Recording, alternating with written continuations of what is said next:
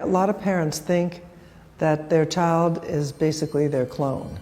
Every child is a gift to the world, and it's your responsibility as a parent to nurture that gift. And that doesn't mean that you get to tell that gift what to do.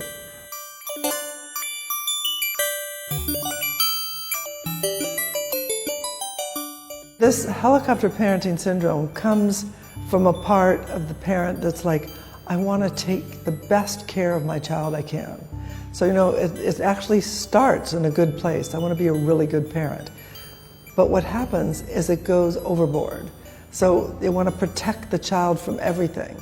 So they hover. That's why it's called helicopter parenting. They hover over the child, make sure that they do everything right.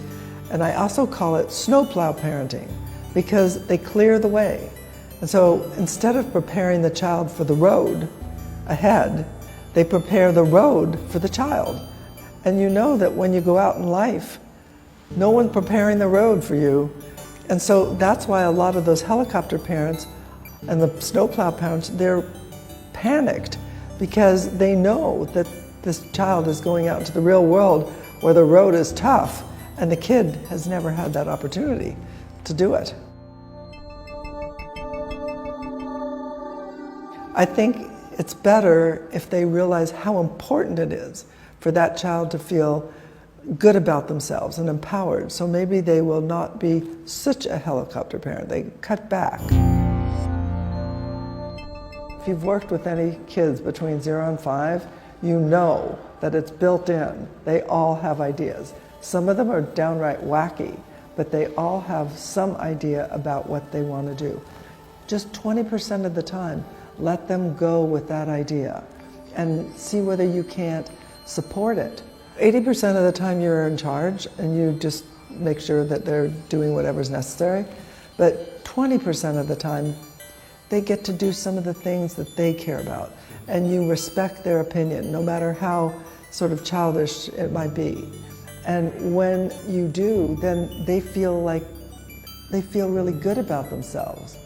So for example, let them plan like what you're going to do on Saturday. Or how about just part of what you're going to do on Saturday? Start with a little thing.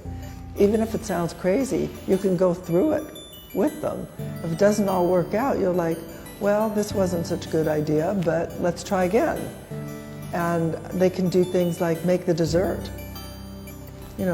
Okay, might not taste so great, but let them make it anyway. And they can start with little things like Jell-O or pudding. So these little things, they build self-confidence. And the more you do for your child, the less self-confident they are because they need you. And you don't want to be needed. You want to be support, but you want to be able to, you're like scaffolding. It comes down when the building's built. You just watched the first of 4 videos on raising successful leaders with Esther Rodricki. You can access the whole series as well as a complete syllabus on the court's membership website. If you're not yet a member, you can click the link here for a free trial. You'll get access to more conversations with industry leaders and in-depth reporting on areas of disruption in the new global economy.